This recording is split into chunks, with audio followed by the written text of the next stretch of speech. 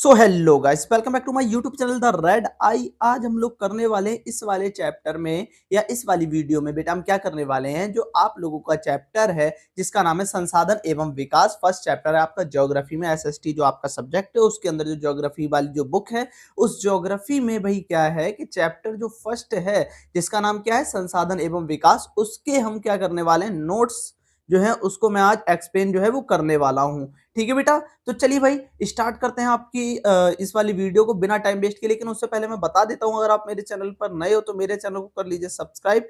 Then ये जो है उस वाले चैप्टर का पार्ट जो है सेकंड है। पार्ट जो फर्स्ट जो था वो ऑलरेडी मैं डाल चुका हूं, अगर आप लोगों ने वो नहीं देखा है तो जा करके उसको जल्दी से देख लीजिए। ठीक है भाई, तो चलिए भाई स्टार्ट करते हैं। तो देखो भाई क्या है टॉपिक ये है कि भाई मृदा संसाधन जो है वो किसे कहते हैं। क्या भाई, मृदा जो संसाधन होता है वो किसे कहा जाता है। तो मृदा मृदा जो है एक महत्वपूर्ण संसाधन है। हाँ भाई बिल्कुल है। मृदा के निर्माण में लाखों वर्ष लग जाते हैं। यानी मृदा निर्माण के कारक जो है, यानी मृदा जो होती है वो किन किन चीजों से बनती है। पहला, भू आकृति, जलवायु, शैल, तापमान, पर्वत, इन सभी से क्या बनती है, मृदा जो होती है वो बनती है। अब मिट्टी के यानी कि मृदा के प्रकार जो होते हैं वो कौन कौन से हैं वो देख लेते हैं। मृदा के प्रकार, तो पहली मृदा जलोढ़ मृदा, ठीक। दूसरी काली मृदा, लाल और पीली मृदा, लेटराइट मृदा, मरुस्थलीय मृदा। इन सारी मृदाओं के बारे में अब हम डीपली पढ़ते हैं कि कौन सी मृदा क्या है, यानी कि जो जलोढ़ मृदा ये कैसी मृदा है, किस प्रकार से भाई ये बनती है, ऐसी सारी की सारी चीजें। तो देखिए भाई सबसे पहले जो दे रखा है, क्या दे रखा है कि जलोढ़ मृदा जो होती है कौन सी होती है, किस प्रकार की होती है।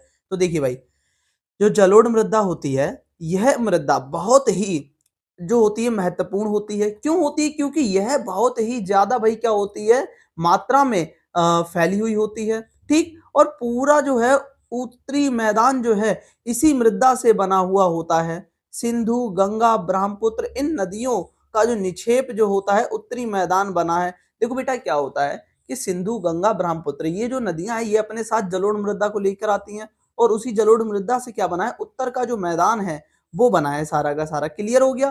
तो देखिए भाई अब आगे की ओर चलते हैं। अब देखो भाई आगे क्या बताया गया है कि अम, आयु के आधार पर जलोढ़ मृदा दो प्रकार जो है वो बांटी गई है। अब देखो आयु, आयु मीन्स एज, उम्र।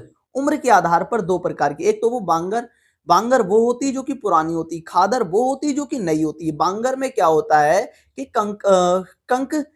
कंकरीली यानी मोटे मोटे कंकड़ होते हैं, लेकिन खादर जो होता है इसमें छोटे होते हैं क्योंकि ये नई होती है और ये उपजाऊ भी बहुत ज्यादा रहती है। लेकिन वही मृदा अगर पुरानी होती चली जाती है तो वो कंक्रीट वाली हो जाती है और बेकार हो जाती है। क्लियर? अब अगली जो है वो क्या है, काली मृदा। अब भाई काली मृदा कौन सी वाली मृदा है, तो इस मिट्टी का रंग जो होता है वो काला होता है। इसे रैगर मृदा भी कहा जाता है, यानी कि काली मृदा को रैगर मृदा भी कहा जाता है। यह मृदा कपास की खेती के लिए बहुत ज्यादा अच्छी होती है। यह मृदा दक्कन पठार के क्षेत्रों में पाई जाती है। यह लावा से, लावा मीन्स ज्वालामुखी का जो लावा जो होता है उससे बनती है। क्लियर? और क्या होता है कि इसमें जो होता है फास्फोरस की मात्रा जो होती है कम होती है। इस मृदा में पानी डालने पर यह मृदा जो होती है वो चिपचिपी हो जाती है। काली मृदा में अगर आप पानी डालोगे तो वो चिपचिपी हो जाएगी। क्लियर है? तो कुछ इस तरीके से था। अब देखिए भाई आगे चलते हैं। अब आगे देखिए क्या बताया गया है, लाल और पीली मृदा। अब लाल और पीली मृदा कौन सी वाली मृदा है इसके बारे में भी देख लेते हैं। यह जो होता है कम वर्षा वाले क्षेत्रों में पाई जाती है। यानी ये कहाँ पाई जाएगी, जहां पर वर्षा जो होती है वो कम होती है। इनका रंग लाल होता है। ठीक, और भाई क्या होता है, क्यों होता है, क्योंकि ये आग्नेय तथा आग्नेय चट्टानों से ये आग्नेय चट्टानों में लौह धातु के प्रसार से होता है। यानी कि भाई ये क्या होता है, लौह की जो धातु होती है उससे भाई किसका निर्माण होता है, लाल और पीली मिट्टी का। इस मृदा में पानी मिलाने पर भाई क्या होता है, यह मृदा पीली हो जाती है। इस मिट्टी में जैसे ही आप पानी मिलाओगे तो ये कैसे रंग की हो जाएगी, ये हो जाएगी बेटा पप के लिए ये हो जाती है पीले रंग की। क्लियर? अब अगली वाली मिट्टी देख लेते हैं, लेटराइट मिट्टी। अब भाई लेटराइट मिट्टी ये कौन सी वाली मिट्टी है, अब इसके बारे में भी सही से समझते। देखो ये क्या है कि लेटराइट शब्द ये ग्रीक भाषा के शब्द लेटर से लिया गया है, जिसका अर्थ क्या होता है, ईंट। यानी लेटराइट जो शब्द होता है ये किसका, ये ग्रीक भाषा का शब्द है। कौन सी भाषा का, ग्रीक। और इसका अर्थ क्या होता है, लेटर। लेटर का मतलब क्या होता है, ईंट। और यह मृदा उच्चतम तापमान और अत्यधिक वर्षा वाले क्षेत्रों में पाई जाती है। ये ऐसे क्षेत्रों में पाई जाती है जहां पर तापमान अधिक हो और ह्यूम्स की मात्रा कम पाई जाती है, क्योंकि क्या होता है कि तापमान ज्यादा होने के कारण जीवाणु मर जाते हैं। जीवाणु में से एक तरह से हम इसमें देखते हैं कि जो अच्छी जो चीजें होती है वो खत्म हो जाती हैं। तापमान सहन नहीं कर पाती ये वाली मिट्टी। क्लियर है। और क्या होता है कि इसमें खाद उर्वरक डालकर इसकी खेती जो होती है वो की जा सकती है। यह इसमें खाद और उर्वरक डाला जाता है, वरना इस पर खेती नहीं हो पाएगी। यह कर्नाटक में, केरल में, ओडिशा और तमिलनाडु ऐसी जगहों पर जो होती है ये वाली मिट्टी पाई जाती है। क्लियर है। तो कुछ इस प्रकार से था। अब देखिए भाई, मरुस्थलीय मिट्टी कौन सी वाली मिट्टी है। अब मरुस्थलीय जो मिट्टी है इसके बारे में देख लेते हैं। मरुस्थलीय ये जो मिट्टी है इसमें क्या रहता है, यह रेतीली होती है। ठीक, नाम से ही पता लग रहा है मरुस्थल यानी रेतीला। ठीक है, क्या रेतीला यानी भाई ऐसा क्षेत्र जहां पर भाई रेती रेत पाई जाती हो, तथा रेगिस्तान में यह जो होती है पाई जाती है। इसकी रंग जो होता है वो लाल होता है और भूरा होता है। और उच्च तापमान के कारण ह्यूम्स की मात्रा जो होती है इसमें कम होती है और नमी भी भाई इसमें कम होती है, यानी इसमें गीलापन, पानी की मात्रा काफी कम रहती है। इस मृदा में सिंचाई के द्वारा खेती करने के योग्य इसको बनाया जाता है, यानी इस पर पहले पानी वानी डालो तब ये खेती लायक बनेगी, वरना ये बनती नहीं है। तो ये सारी की सारी चीजें हैं।